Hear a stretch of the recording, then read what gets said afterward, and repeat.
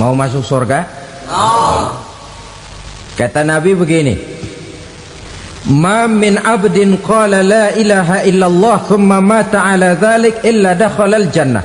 Kalau seorang hamba sudah mengucap dua kalimat syahadat, dia yakin dengan kebenaran kalimat itu sampai matinya, orang itu akan masuk surga. Abi Dzar yang waktu itu diajak bicara heran, ya Rasul kok gampang betul? Iya, walaupun orang itu mencuri, iya, walaupun orang itu berzina, iya, biar dia mencuri, biar dia berzina, kalau dia sudah mengucap dua kalimat syahadat, dia yakin dengan kebenaran kalimat itu sampai matinya, itu orang akan masuk surga. Jadi masuk surga cukup dua kalimat syahadat, yakin sampai mati, masuk surga. Itu perkara masuk. Tapi kalau pertanyaannya diterusin, masuknya kapan Pak? Nah, ini lain lagi urusannya. Sebab ada yang masuknya itu langsung, ada yang mampir dulu. Di sana tempat cuma dua, kalau tidak surga, neraka. Mau ke surga tapi mampir dulu, yang mampirnya jelas di neraka. Kenapa? Dalam hadis qudsi ada riwayat, nanti itu di akhirat, setelah Allah selesai mengatur penduduk surga masuk surga, yang neraka masuk neraka, Allah berkata kepada malaikat Malik, malaikat Malik, labaik ya Allah, itu bajingan-bajingan tengik, manusia-manusia durjana yang waktu di dunia tidak mau sujud, jauh dari ulama, gemar melakukan yang munkarat dan maksiat, hidup di tengah masyarakat selalu jadi bibit keonaran, kufur, sudah masuk neraka semua. Sudah ya Allah. Nah, kalau sudah, coba sekarang kamu masuk Malik. Saya, iya, masuk neraka. Mau apa ya Allah? Kata Allah, akhriju minan nar man kana fi qalbihi misqala habatin min khardalin min iman. Kau masuk neraka, cari di dalam neraka orang-orang yang ada imannya walaupun kecil sebesar biji zarah, angkat mereka keluar. Masuk malaikat Malik ke neraka, cari orang yang ada imannya, korek-korek. Ya repot, udah pada gosong. Yang ada imannya diangkat ke atas, yang ada imannya diangkat ke atas, lalu dimandikan di Nahrul Hayat, namanya sungai kehidupan di akhirat nanti. Cakep lagi rupanya, bersih lagi wajahnya, apel di hadapan Allah. Kata Allah, bagaimana mas? Kapok nggak sampean? Kapok ya Allah. Nah, kalau kapok, idhab fadkhulil jannah, pergi masuk surga sana. Berangkat mereka ke surga, ketemu sama teman-temannya yang udah sampai lebih dulu, yang nggak pakai mampir lagi. Terjadi dialog. Kata teman-temannya yang udah pada nyampe duluan, mas, iya, emang baru sampai? Saya baru sampai. Memang mampir di mana dulu mas? Kita sudah lama sampai di surga. Saudara buka surah Al-Muddatsir ayat 34-35. Ma salakakum fis saqar? Kenapa kamu mampir di neraka Saqar? Qalu lam naku minal musallin. Mereka menjawab, kami mampir di neraka Saqar mas, gara-gara dulunya kami waktu di dunia ndak pernah sholat. Ndak pernah sholat? Ndak pernah. Kan rumahnya dekat masjid, cuma dekat doang mas. Sholat mah enggak saya. Nggak pernah ngasih makan fakir miskin, nggak pernah hadir di majelis taklim, pendeknya nggak pernah melakukan kebajikan, maka saya pun mampir di neraka Saqar. Untung betul saya punya iman mas sedikit. Waktu hidup di dunia dulu saya pernah mengucap dua kalimat syahadat, sekali-kalinya waktu mau kawin. Masya Allah. Untung saja kawin, kalau nggak kawin polos.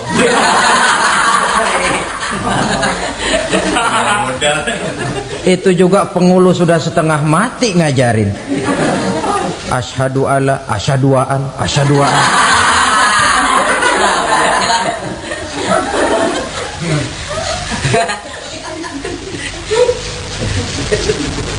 Ini namanya masuk surga, ada mampir dulu. Ada pula orang mukmin itu yang dimasukkan surga. Namanya dimasukkan kan terima beres. Saya masuk ke rumah, jalan sendiri, cari tempat sendiri. Saya dimasukkan ke dalam rumah, terima beres, pokok ada di dalam, itu dimasukkan namanya. Nggak pakai mampir. Tapi tentu tiketnya lebih mahal ketimbang yang pertama tadi. Apa kata Allah? Innal ladzina amanu wa amilus salihat la ukaffiranna anhum sayyi'atihim wa la udkhilannahum jannah. Sesungguhnya orang-orang yang beriman kemudian beramal soleh, kami hapuskan segala dosa dan kesalahannya, kami masukkan mereka ke dalam surga. Lihat ayatnya, Allah yang memasukkan, kita yang dimasukkan. Tidak pakai transit, tidak usah mampir. Cuma tidak cukup syahadat, tidak cukup amanu, tapi diiringi dengan wa'amilus salih. Iman, amal. Tidak cukup syahadat, lalu dibuktikan dia sholat, dia zakat, puasa, lalu dia melakukan berbagai macam kebajikan. Ini yang menyebabkan dia tidak pakai mampir di tempat yang bernama sakor. Lalu ada pula orang mukmin itu yang disebut penduduk sorga. Wah, ini sudah VIP ini. Ashabul jannah, penduduk sorga. Siapa mereka? Kata Allah, innal ladzina amanu summa istaqamu fala khaufun alaihim wala hum yahzanun ulaika ashabul jannah hum fiha khalidun. Sesungguhnya orang-orang yang beriman lalu istiqamah, tetap dalam melaksanakan perintah Allah, tidak goyah, tidak labil tapi stabil, istiqamah, mereka tidak takut dan tidak bersedih hati. Merekalah penduduk surga. Iman, istiqamah. Tidak punya duit, sembahyang. Banyak duit, sembahyang. Miskin, sembahyang. Kaya, tetap sembahyang. Istiqamah. Kadang orang kalau susah rajin ke masjid, banyak duitnya ngelihat masjid melengos. Waktu miskin hamba Allah, setelah kaya jadi hamba harta. Bergeser, tidak ada nilai istiqomahnya. Saudara-saudara, dengan begitu penduduk neraka itu dua. Ada penduduk permanen, ada penduduk yang semi permanen. Yang semi permanen orang-orang beriman yang mempunyai dosa besar. Mereka masuk ke neraka untuk menerima azab sesuai dengan dosanya. Bila selesai masa azab itu, mereka akan diangkat untuk ditempatkan kembali ke dalam surganya Allah Subhanahu wa ta'ala. Nah, dikala itulah saudara-saudara, ada yang disebut syafaat dari Rasulullah Sallallahu Alaihi Wasallam. Tapi tentu jangan lupa, syafaat ini ibarat kain menambal dia. Kita punya kain bolong-bolong sedikit, syafaat yang menambal. Solat kita ada kurang dikit, sedekah kita ada campur riak dikit, amalan kita ada tidak karena Allah dikit, kita berharap syafaat. Jadi biarlah kain masih bolong-bolong, yang penting punya kain. Tapi kalau kainnya tidak ada, yang ditambal apanya? Solat tidak, puasa tidak, zakat tidak, berharap syafaat saja. Ya, terlalu berlebihan itu. Saudara hadirin yang saya hormati, apabila selesai proses penghisaban, proses penghitungan, maka dikala itulah manusia terbagi dalam dua kelompok besar. Fariqun fil jannah wa fariqun fis sa'ir. Sekelompok orang-orang beruntung yang masuk ke dalam surga, dan sekelompok lagi masuk ke dalam neraka. Ibu-ibu, saudara-saudara kaum muslimin rahimakumullah, pada pertemuan yang lalu sudah saya jelaskan bahwa hidup selalu berakhir dengan kematian. Apabila datang kematian menimpa seseorang, datanglah kiamat baginya. Itu yang disebut dengan kiamat kecil. Hakikatnya mati adalah perpindahan dari kehidupan di dunia ini menuju kehidupan di alam barzakh. Menunggu kita di alam barzakh sampai datangnya saat kiamat, entah 10 tahun, entah 100 tahun, entah 1000 tahun, hanya Allah saja yang maha tahu. Adapun orang-orang beriman yang melakukan amal kebajikan dalam kehidupan di dunia ini, masa penantian yang lama di alam barzakh buat mereka sebentar saja. Tetapi bagi orang-orang kafir yang ingkar, yang tidak beriman kepada Allah, yang hidup di dunia cuma menumpuk-numpuk dosa, tentu penantian di alam barzakh akan merupakan waktu yang sangat lama. Bukankah dalam kehidupan kita waktu itu memang relatif? Contoh misalnya, bagi pemuda-pemudi yang sedang duduk asyik memadu cinta, waktu 4-5 jam saja rasanya cuma 4-5 menit. Tenggelam oleh keasyikan. Tapi buat orang yang berbaring di rumah sakit, meratap di balik-balik apa itu tembok derita kata lagu, di balik dinding-dinding penjara, sehari bagai seminggu, seminggu rasa sebulan, sebulan boleh jadi rasa setahun. Penantian yang sangat lama. Kapan kiamat itu akan datang? Ini rahasia Allah. Jangankan kita yang orang awam, baginda Nabi sendiri tidak diberitahu oleh Allah kapan kiamat itu akan terjadi. Tetapi sungguh pun demikian, banyak hadis-hadis yang menjelaskan ciri atau tanda-tanda datangnya kiamat. Nah, kalau sudah bicara soal tanda kiamat itu ada 2. Pertama yang disebut alamatus sughra, tanda-tanda kecil. Ini waktunya masih ada tenggang. Ada yang dinamakan alamatul kubra, tanda-tanda besar. Artinya kiamat sudah diambang pintu. Apa tanda-tanda kecil dari datangnya hari kiamat itu?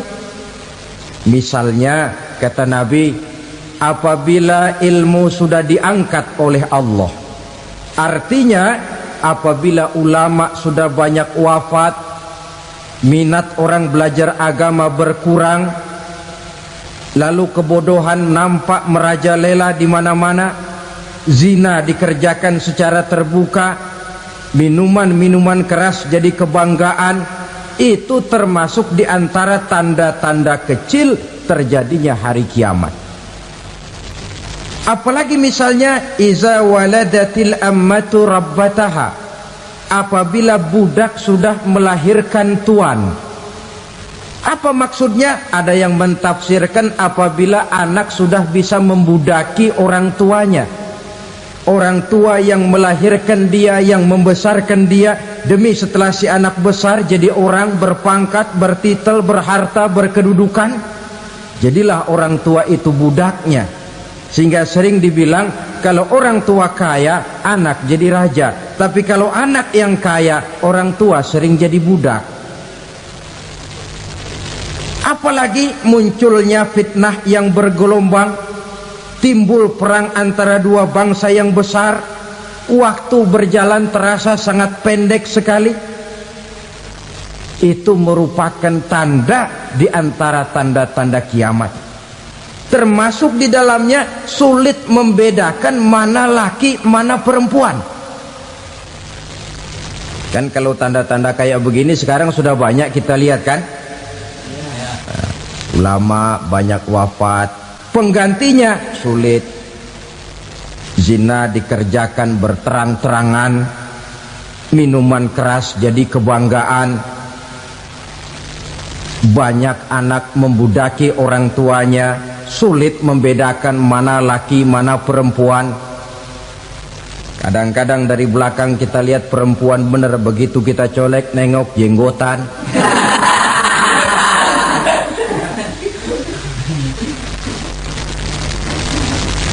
Ini termasuk tanda-tanda kecil, masih ada tenggang sampai akan terjadinya kiamat itu. Nah, yang dimaksud dengan tanda-tanda besar, ini tanda besar artinya kiamat sudah di ambang pintu. Pertama, matahari terbit dari sebelah barat.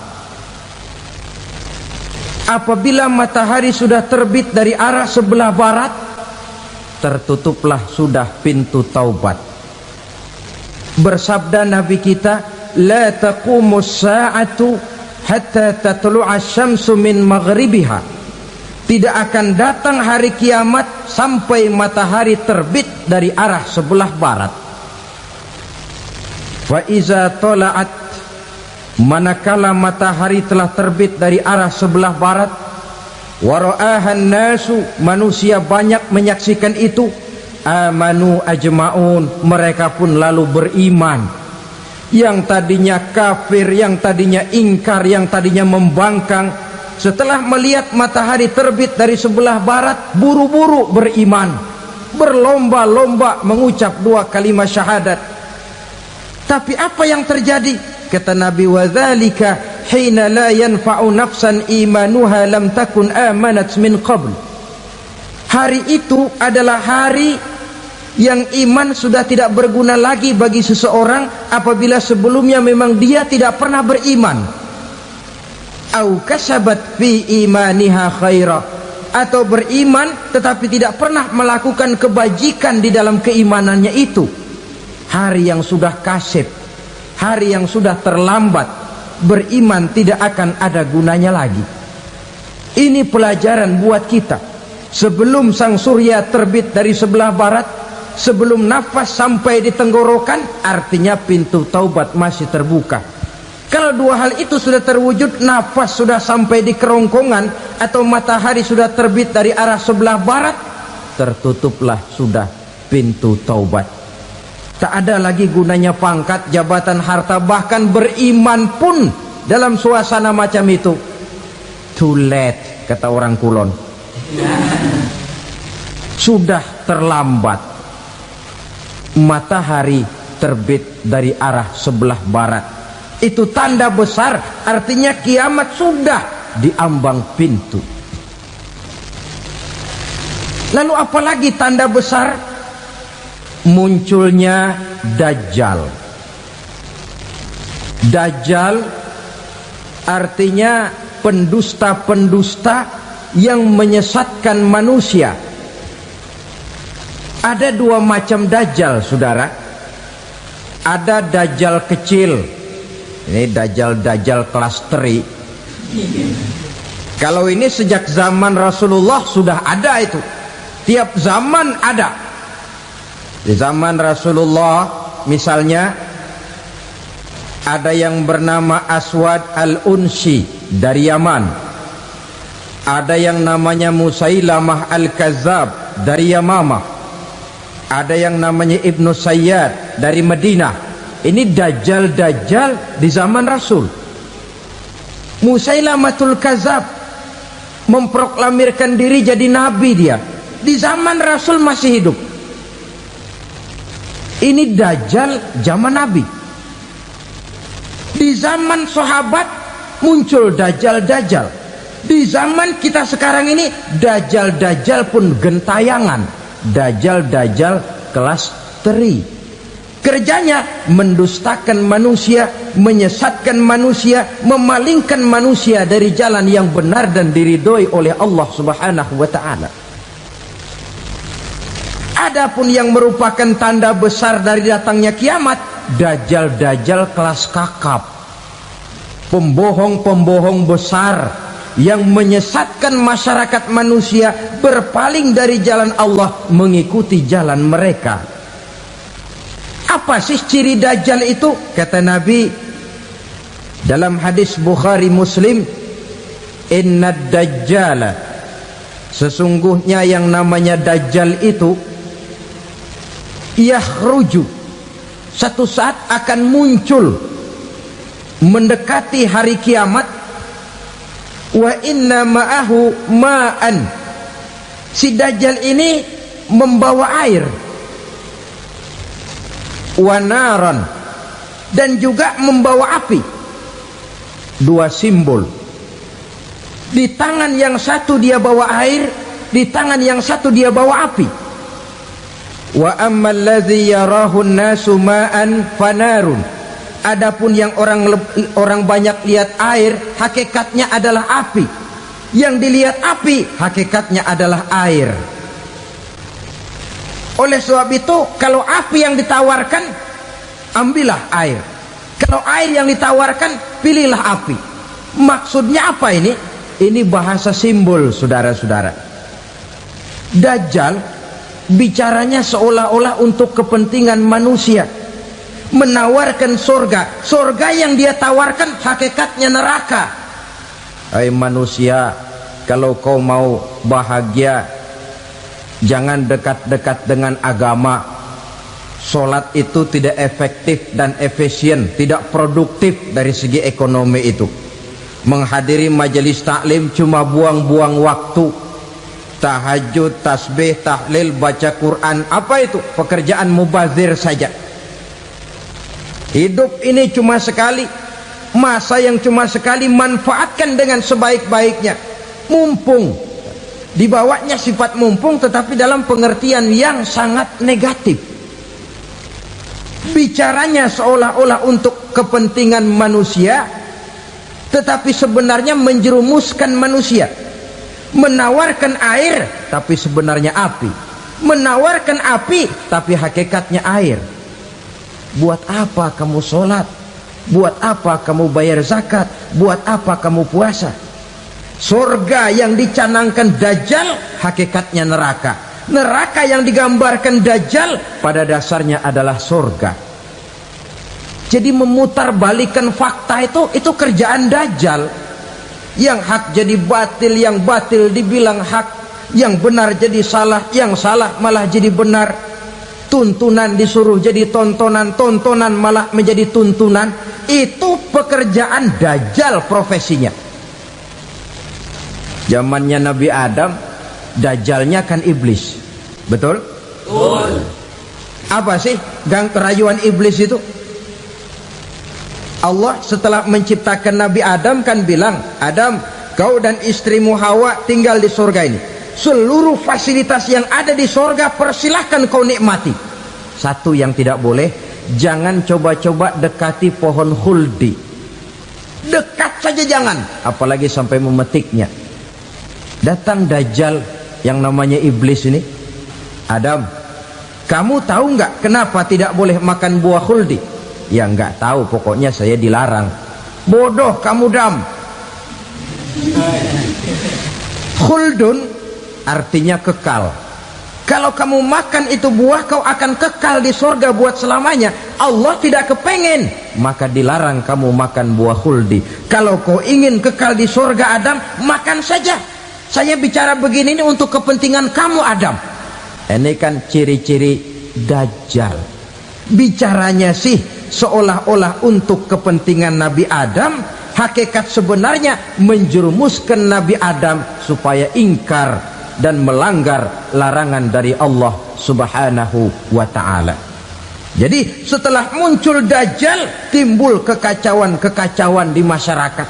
Banyak yang terpengaruh, terpedaya dan terpesona. Termasuk mereka yang memproklamirkan diri jadi nabi, mereka yang memproklamirkan diri jadi rasul di zaman sesudah Rasulullah wafat, itu adalah dajjal-dajjal. Maka saya ingatkan, kalau di zaman kita sekarang ini ada orang ngaku jadi nabi, ada orang ngaku jadi rasul, biar bahasa Arabnya kental, Quran hafal, hadis ribuan hadis hafal, biar pakai serban sampai menyengser ke tanah, bahasa Arabnya fasih, tapi dia mengaku jadi nabi, jadi rasul, kita umat Islam wajib tidak percaya, wajib untuk tidak percaya. Itulah dajjal-dajjal zaman kita sekarang ini. Tidak mustahil mereka datang mempengaruhi orang awam supaya berpaling dari Rasulullah, mengikuti mereka. Nah, di akhir zaman nanti, mendekati hari kiamat, dajjal ini muncul, dajjal kelas kakap, menyesatkan masyarakat manusia untuk berpaling dari Islam, mengikuti seruan mereka. Apalagi di antara datangnya kiamat itu, tanda yang besar itu, turunnya Nabiullah Isa Al-Masih, putra Maryam. Menurut berbagai hadis yang sahih, Nabi Isa Al-Masih nanti akan turun lagi, tidak membawa risalah yang baru, tapi meluruskan risalah Islam ini yang telah banyak ditinggalkan oleh masyarakat. Bahkan ada hadis menjelaskan beliau akan membunuh Nabi, mematahkan kayu-kayu salib, lalu melaksanakan haji dan umrah mengikuti syariat Nabi Muhammad, bukan membawa agama baru. Menjadi semacam mujaddid, reformer, menyelamatkan manusia dari bisikan dajjal. Bahkan ada riwayat yang menjelaskan bahwa Nabi Isa berhasil mengalahkan dajjal, mengembalikan masyarakat manusia kembali kepada ajaran Islam yang datang dari Allah, dibawa oleh Rasulullah sallallahu alaihi wasallam. Dengan kata lain, turunnya Nabi Isa bukan sebagai nabi dan rasul baru, tetapi mengikuti syariat Nabi kita Muhammad sallallahu alaihi wasallam. Saudara hadirin, ibu-ibu hadirat yang saya hormati, kemudian apalagi di antara tanda-tanda besar akan datangnya kiamat itu? Keluarnya asap atau awan. Kata Nabi, inna min asrati sa'ah dukhanan yamla'u ma bainal masyriqi wal maghrib. Di antara tanda-tanda kiamat, munculnya awan antara langit dan bumi. Ini pun diperkuat dalam surah Ad-Dukhan ayat 10, fartaqib yauma ta'tis sama bidukhanin mubin fayughshan nas hadza azabun alim. Bagi orang-orang yang beriman, mereka biasa-biasa saja, tapi bagi orang kufur, datangnya asap dan awan ini merupakan azab yang kelewat pedih. Barangkali sedikit mendekati gambaran tentang azab yang pedih ini, saya ingatkan alam pikiran kita kepada peristiwa yang belum lama terjadi. Pernah dengar berita bocornya reaktor nuklir di Chernobyl, Uni Soviet? Pernah dengar? Nah, bocornya reaktor nuklir di Chernobyl yang mengakibatkan ratusan, bahkan sangat mungkin ribuan nyawa. Cuma satu reaktor. Bagaimana kalau seluruh cadangan nuklir yang dimiliki oleh para negara adik kuasa ini diledakkan? Bahkan yang konon menurut catatan, cadangan nuklir yang dimiliki bersama oleh Amerika dan Rusia sekarang ini sudah sanggup memusnahkan 6 miliar manusia, 1,5 kali lebih banyak dari jumlah manusia yang nongkrong di permukaan bumi ini. Saudara-saudara hadirin yang saya hormati, lalu saat mendekati hari kiamat, apalagi tandanya? Setelah Nabi Isa wafat, pada saat turunnya yang kedua kali, lalu Allah meniupkan angin sejuk. Semua orang-orang beriman, orang-orang baik wafat, sehingga penghuni bumi ini cuma tinggal lagi terdiri dari orang-orang kafir. Tidak ada lagi di bumi ini yang bisa mengucapkan Allah. Sehingga dalam hadis qudsi itu ada keterangan, innallaha azza wa jalla yaqulu li Israfil.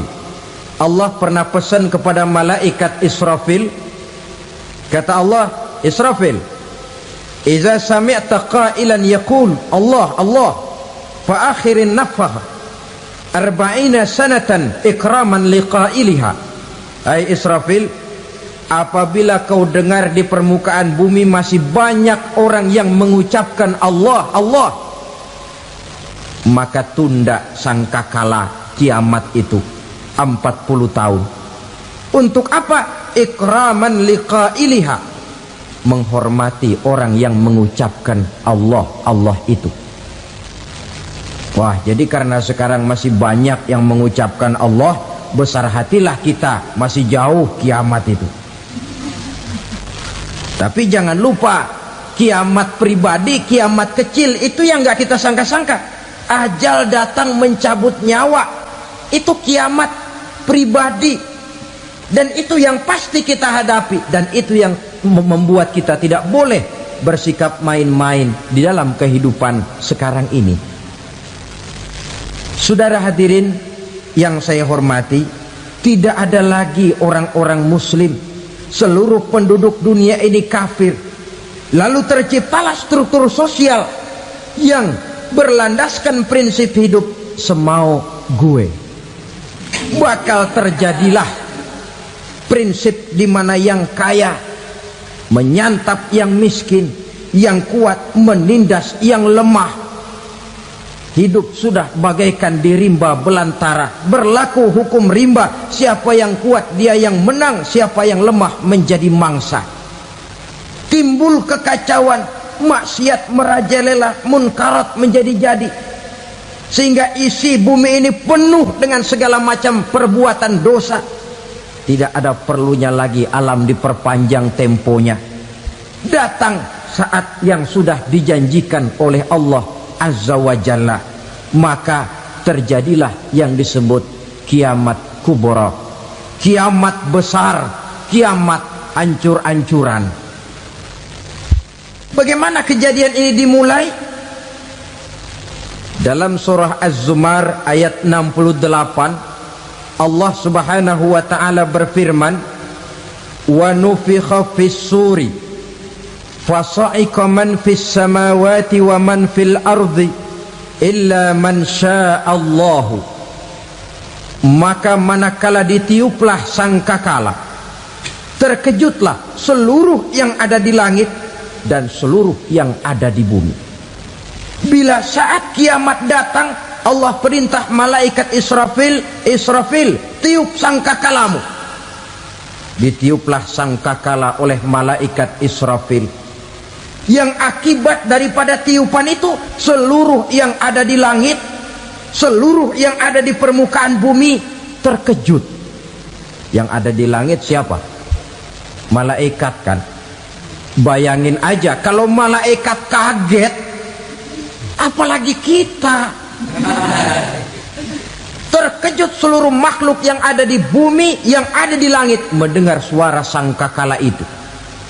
Bunyinya tidak sanggup kita bayangkan dahsyatnya. Ledakan nuklir, ledakan neutron, belum apa-apa ketimbang bunyi sangkakala malaikat Israfil ini. Nah, lalu mendengar bunyi sangkakala ini, gemparlah makhluk, kacaulah alam. Bumi gempa, planet-planet bertabrakan, gunung meletus, air laut tumpah ke darat, angin topan bertiup, halilintar menyambar. Lalu semua yang bernama hidup mati total. Mati bareng tanpa persiapan. La haula wala quwata illa billah. Saya kadang-kadang dalam tafakur bermohon, ya Allah, mudah-mudahan saya nggak nemuin kiamat beneran. Ngeri, bisa kita bayangkan macam apa suasana seperti itu. Allah saja banyak memberikan gambaran, misalnya Al-Qari'ah, wa mal qari'ah, wa ma adraka mal qari'ah. Kejadian yang menggemparkan. Tahukah kamu apa kejadian yang menggemparkan itu? Yauma yakunun nasu kal farasil mabsus wa takunul jibalu kal ihnil manfus.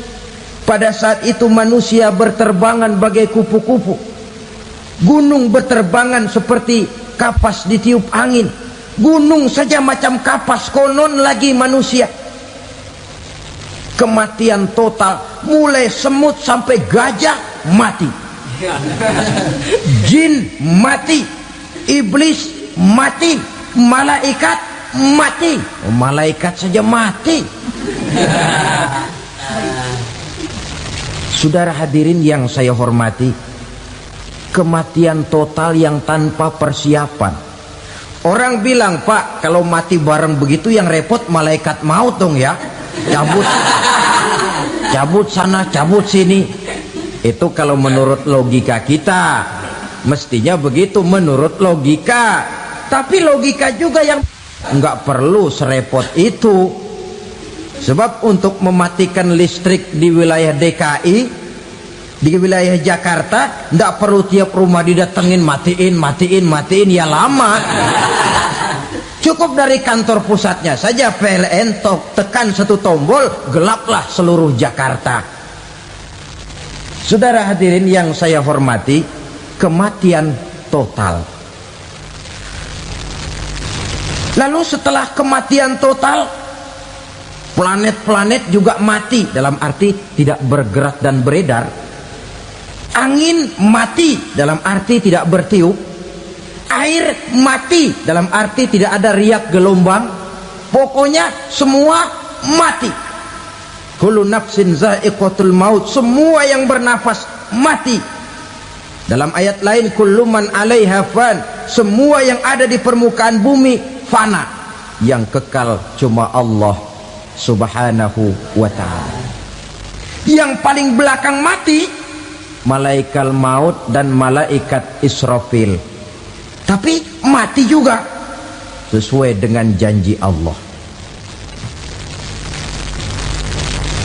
40 lamanya. Tidak dijelaskan oleh Abi Hurairah 40 jam, apa 40 hari, apa 40 tahun. Hadis-hadis cuma menyebutkan 40 saja. Sunyi alam, yang tinggal cuma Allah saja lagi. Ketika itu Allah berseru-seru, katanya, limanil mulkul yauma, siapa para penguasa hari ini? Mana itu raja-raja dan penguasa yang dulu mengaku jadi Tuhan? Fir'aun, mana Fir'aun sekarang? Yang dulu jadi raja, merasa berhasil, sombong, lalu tidak mau turun-turun dari kekuasaannya, sampai kepada puncak kekurang ajarannya mengangkat diri jadi Tuhan. Mana itu Fir'aun? Namrus, mana sekarang Namrus? La ilaha illa ana, ternyata tidak ada Tuhan lain selain daripada aku, kata Allah. Proses kemudian, saudara-saudara, turunlah hujan dari langit. 40 lamanya hujan itu. Tidak jelas juga 40 jam apa 40 hari. Setelah air turun membasahi, datanglah tiupan sangkakala yang kedua. Semua yang bernama mati bangkit dari kuburnya masing-masing. Ini yang disebut Yaumul Ba'thi, hari kebangkitan. Allahu Akbar. Pada saat kita bangkit dari kubur kita masing-masing, kumpul di padang mahsyar namanya. Bayangin aja, saya sendiri nggak sanggup bayangin. Manusia sejak zaman Adam sampai zaman kiamat kumpul bareng di tempat sama. Berapa banyaknya itu?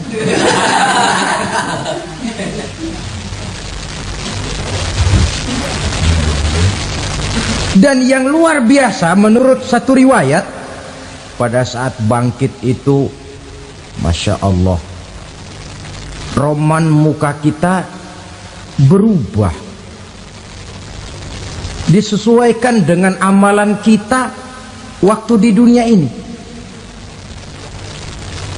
Barang siapa yang waktu di dunia amalannya itu amalan tikus, di akhirat nanti dia bangkit dari kubur, mukanya seperti muka tikus. Gagah betul badannya, tapi mukanya seperti tikus. Kenapa? Amalannya waktu di dunia seperti amalan tikus. Apa amalan tikus itu? Suka ngegeragoti barang yang sudah disimpan rapi-rapi. Orang sudah simpan uang rapi-rapi, simpan perhiasan rapi-rapi, digeragoti oleh tikus. Maling-maling, pencoleng-pencoleng, koruptor-koruptor, itu nanti di akhirat nanti kita lihat mukanya seperti muka tikus. Oh, ini waktu di dunia suka nyolong, mukanya seperti muka tikus. Barang siapa yang waktu di dunia ini amalannya itu amalan macan, dia akan bangkit nanti mukanya seperti muka macan. Apa amalan macan? Macan itu amalannya menang-menangan. Orang yang mau menang saja, nggak mau mengalah. Coba lihat di hutan. Kenal hutan nggak? Di hutan, raja hutan di mana-mana pasti macan. Betul kan? Betul. Padahal hutan belum pernah bikin pemilihan umum. Tapi macan tidak peduli ada pemilihan umum apa tidak, pokok saya raja. Sebab apa? Macan jadi raja itu bukan karena benar, tapi karena kuat jadi raja. Setelah dia jadi raja, rakyat hutan yang mesti dilindungi malah dimakan oleh raja macan. Kambing rakyat hutan dimakan oleh macan. Ayam rakyat hutan dimakan oleh macan. Itu nanti kita lihat di akhirat itu mukanya seperti muka macan, gagah betul. Lalu barang siapa yang di dunia ini amalannya itu seperti amalan anjing, nanti dia punya muka seperti muka anjing. Apa amalan anjing? Pertama, anjing itu kalau disuruh jaga rumah, dia tidak bisa membedakan mana maling, mana tamu. Biar yang datang maling, kalau bawa tulang, anjing kalem. Yang kedua, anjing itu akan setia kepada siapa saja yang memberinya roti. Siapa yang memberinya roti, itulah majikannya. Apa kata majikannya, pasti dia laksanakan. Soal benar atau salah dia tidak peduli. Setelah anjing dapat roti, dia tidak punya pilihan lain kecuali bilang, abdi mah kumaha juragan wae ayeuna mah.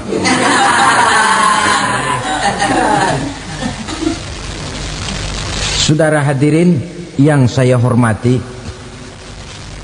berkumpul di padang mahsyar, tiap orang sibuk dengan persoalannya masing-masing. Matahari waktu itu didekatkan oleh Allah, panas luar biasa. Ada yang saking panasnya itu mencucurkan peluh keringat sampai sebatas mata kakinya. Ada yang keringatnya sampai sedengkulnya, ada yang keringatnya sampai sepusatnya, ada yang keringatnya mengalir sampai sebahunya. Ada yang kelelap oleh keringatnya sendiri, sementara orang di sampingnya nggak apa-apa. Bergantung lagi amalan dia waktu di dunia ini. Saudara-saudara, sebagian orang Dalam kepanikan padang mahsyar berombong-rombong datang mereka menghadap Nabi Adam. Ya Adam, anta abal bashar. Hai Adam, Tuhan adalah bapak moyang manusia. Kami sebentar lagi akan disidang, dimintakan pertanggungan jawab. Tolonglah kami, hai Adam. Kata Nabi Adam, jangankan nolongin sampean, saya sendiri tanggung jawab di hadapan Allah ketika dulu tidak boleh makan khuldi, saya serobot.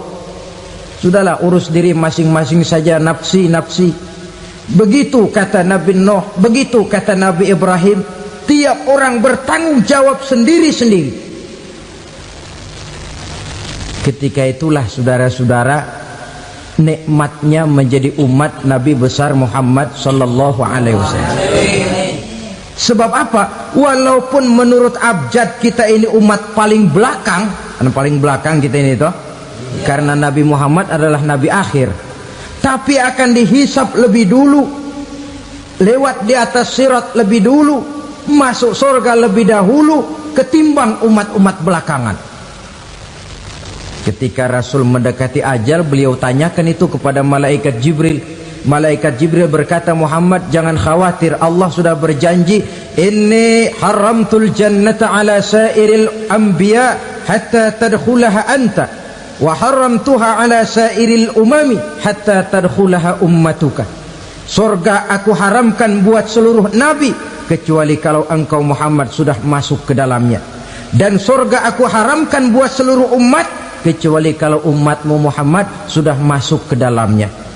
Logikanya, walaupun menurut abjad kita umat paling belakang, bakal dihisap paling dulu, lewat di atas sirat paling dulu, masuk surga paling dulu, kalau mampir ke neraka juga paling dulu. Ya resiko. Jangan mau enaknya aja paling dulu. Saudara hadirin yang saya hormati, setelah masa kebangkitan itu jangan dikira begitu bangkit langsung diperiksa, masih menunggu menanti ribuan tahun perhitungan padang mahsyar untuk sampai kepada proses yang disebut yaumul hisab, hari perhitungan. Seorang demi seorang bakal dipanggil. Bayangkan saja, kita se-RT saja di absen, kadang-kadang perlu waktu lama. Ini manusia sejak zaman Nabi Adam sampai datang hari kiamat, satu demi satu disidang di hadapan Qadhi Rabbul Jalil. Status sosial copot sudah waktu itu. Yang pernah jadi hartawan di situ tidak lagi kelihatan kehartawanannya. Yang pernah jadi jenderal tidak lagi dipanggil jenderalnya. Yang ustadz tidak lagi dipanggil al-mukarramnya. Seluruh status sosial selesai. Dipanggillah kita seorang demi seorang menghadap Qadhi Rabbul Jalil. Bagaimana proses penghisaban itu? Pertama, proses tanya jawab. Di antaranya ada hadis menyatakan, lan tazula qadama 'abdin yaumal qiyamah hatta yus'ala an arba'i khisalin. Besok di hari kiamat tidak akan bergeser telapak kaki seorang hamba sampai dia ditanya lebih dulu tentang 4 persoalan. Tentang ilmunya, kemana ilmu itu diamalkan. Tentang umurnya, di mana umur itu dihabiskan. Tentang masa mudanya, kemana masa muda itu dipakai. Tentang hartanya, dari mana harta itu didapat dan kemana harta itu dibelanjakan. Ini termasuk proses tanya jawab.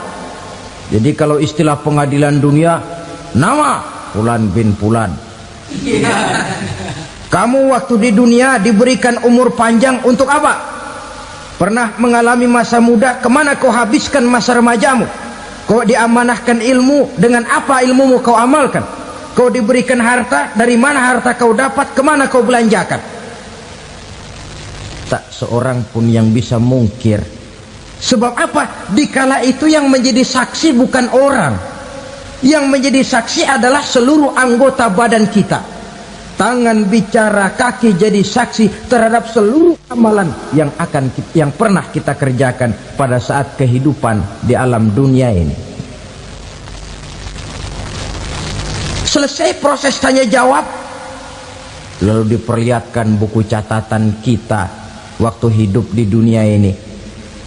Jangan lupa Allah itu menyiapkan 2 superkomputer kepada kita, sebelah ditempelin sebelah kanan, yang sebelah tempelin di sebelah kiri.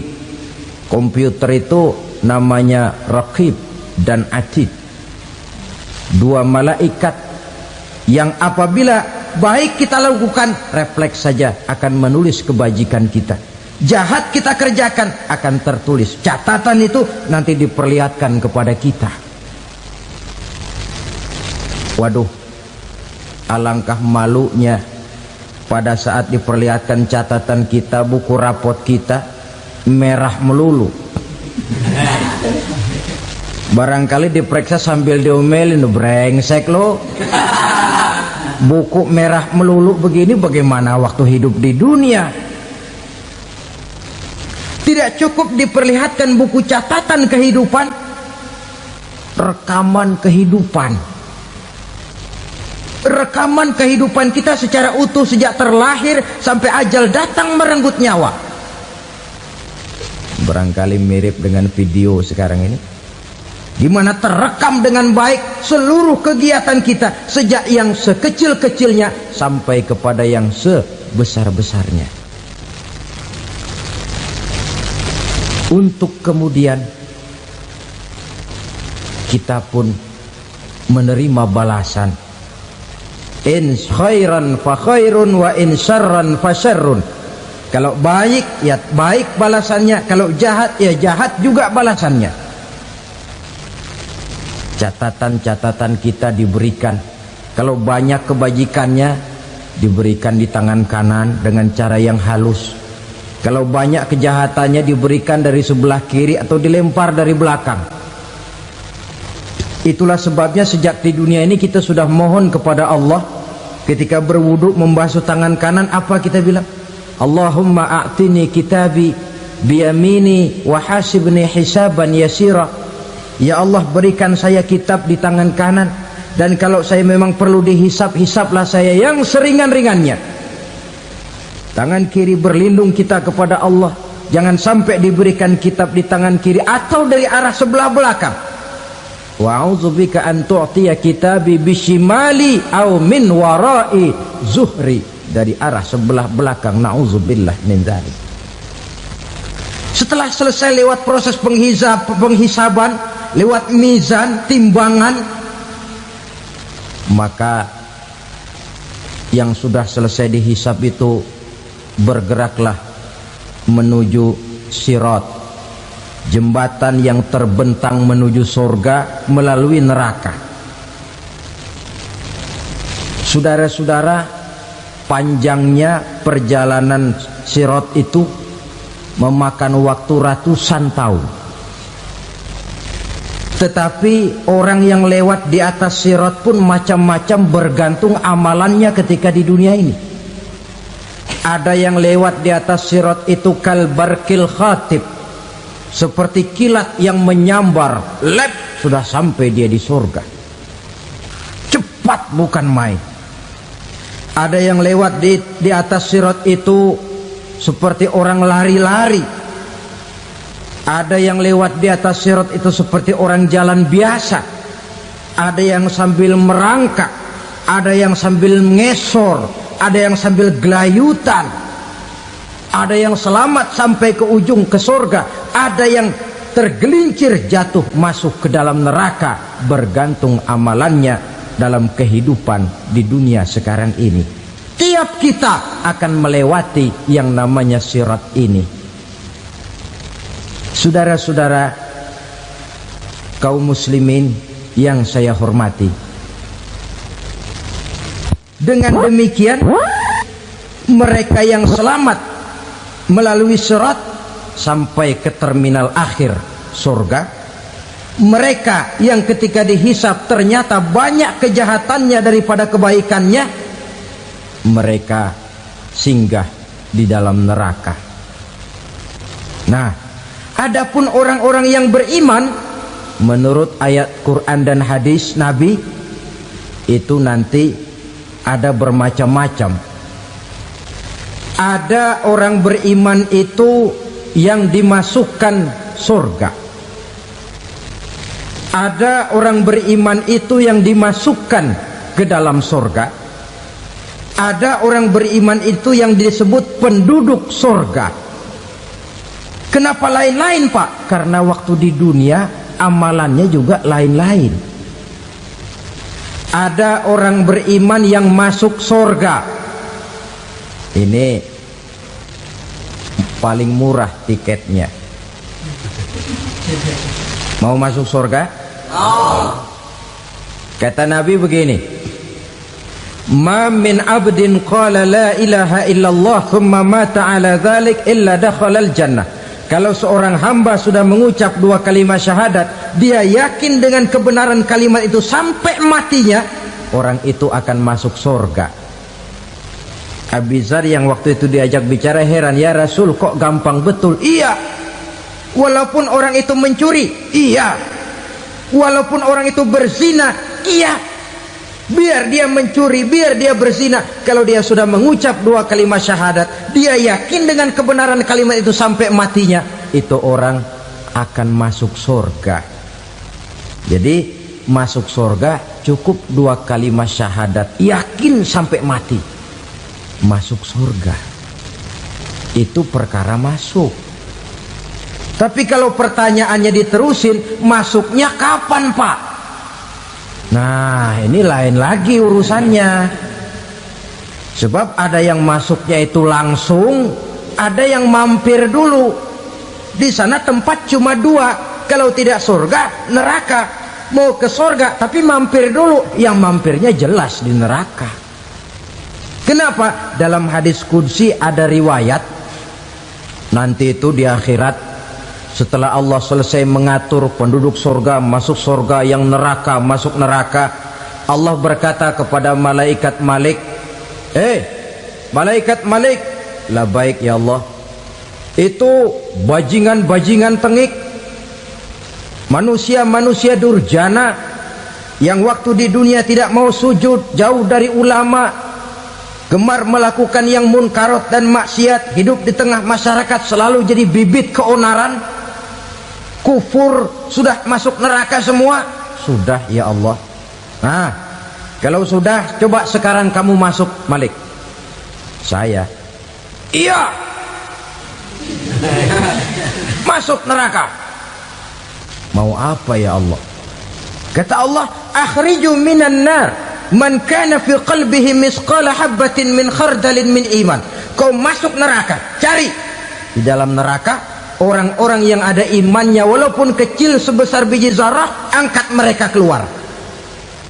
Masuk malaikat Malik ke neraka, cari orang yang ada imannya, korek-korek. Ya repot, udah pada gosong. Yang ada imannya diangkat ke atas, yang ada imannya diangkat ke atas, lalu dimandikan di Nahrul Hayat, namanya sungai kehidupan di akhirat nanti. Cakep lagi rupanya, bersih lagi wajahnya, apel di hadapan Allah. Kata Allah, bagaimana Mas? Kapok nggak sampean? Kapok ya Allah. Nah, kalau kapok, idhab fadkhulil jannah, pergi masuk surga sana. Berangkat mereka ke surga, ketemu sama teman-temannya yang udah sampai lebih dulu, yang nggak pakai mampir lagi. Terjadi dialog. Kata teman-temannya yang udah pada nyampe duluan, Mas, iya, emang baru sampai? Saya baru sampai. Memang mampir di mana dulu, Mas? Kita sudah lama sampai di surga. Saudara buka surah Al-Muddatsir ayat 34-35. Ma salakakum fis saqar? Kenapa kamu mampir di neraka Saqar? Qalu lam naku minal musallin. Mereka menjawab, kami mampir di neraka Saqar, Mas, gara-gara dulunya kami waktu di dunia tidak pernah sholat. Nggak pernah sholat? Nggak pernah. Kan rumahnya dekat masjid, cuma dekat doang mas. Sholat mah enggak saya. Nggak pernah ngasih makan fakir miskin, nggak pernah hadir di majelis taklim, pendeknya nggak pernah melakukan kebajikan, maka saya pun mampir di neraka sakor. Untung betul saya punya iman mas sedikit. Waktu hidup di dunia dulu saya pernah mengucap 2 kalimat syahadat, sekali-kalinya waktu mau kawin. Masya Allah. Untung saja kawin, kalau nggak kawin polos.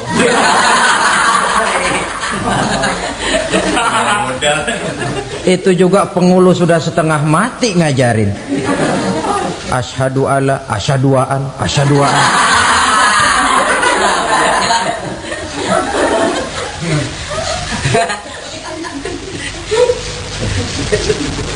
Ini namanya masuk surga, ada mampir dulu.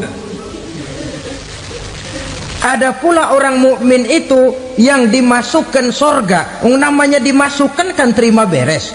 Saya masuk ke rumah, jalan sendiri, cari tempat sendiri. Saya dimasukkan ke dalam rumah, terima beres, pokok ada di dalam, itu dimasukkan namanya. Nggak pakai mampir.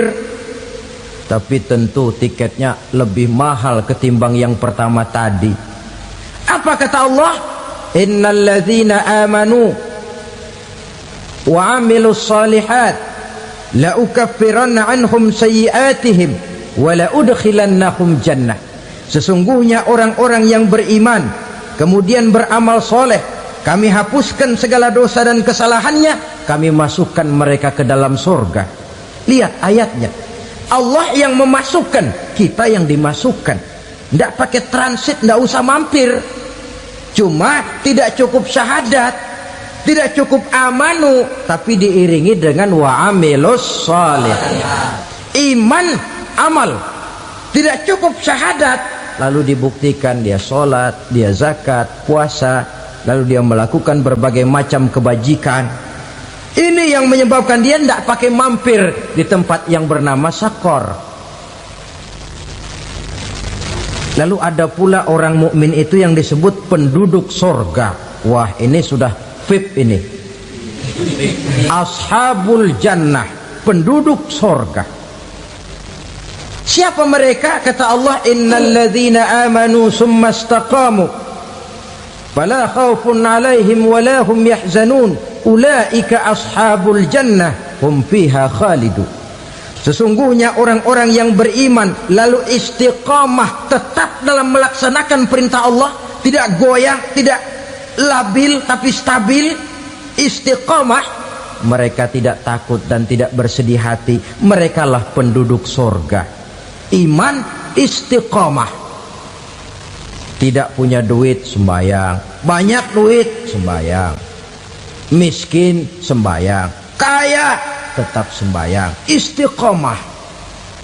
Kadang orang kalau susah rajin ke masjid, banyak duitnya ngelihat masjid melengos. Waktu miskin hamba Allah, setelah kaya jadi hamba harta. Bergeser, tidak ada nilai istiqomahnya. Saudara-saudara, dengan begitu penduduk neraka itu dua. Ada penduduk permanen, ada penduduk yang semi permanen. Yang semi permanen orang-orang beriman yang mempunyai dosa besar. Mereka masuk ke neraka untuk menerima azab sesuai dengan dosanya. Bila selesai masa azab itu, mereka akan diangkat untuk ditempatkan kembali ke dalam surganya Allah Subhanahu wa ta'ala. Nah, dikala itulah saudara-saudara, ada yang disebut syafaat dari Rasulullah Sallallahu Alaihi Wasallam. Tapi tentu jangan lupa, syafaat ini ibarat kain menambal dia. Kita punya kain bolong-bolong sedikit, syafaat yang menambal. Solat kita ada kurang dikit, sedekah kita ada campur riak dikit, amalan kita ada tidak karena Allah dikit, kita berharap syafaat. Jadi biarlah kain masih bolong-bolong, yang penting punya kain. Tapi kalau kainnya tidak ada, yang ditambal apanya? Sholat tidak, puasa tidak, zakat tidak, berharap syafaat saja. Ya, terlalu berlebihan itu. Saudara hadirin yang saya hormati, apabila selesai proses penghisaban, proses penghitungan, maka dikala itulah manusia terbagi dalam dua kelompok besar. Fariqun fil jannah wa fariqun fis sa'ir. Sekelompok orang-orang beruntung yang masuk ke dalam surga, dan sekelompok lagi masuk ke dalam neraka.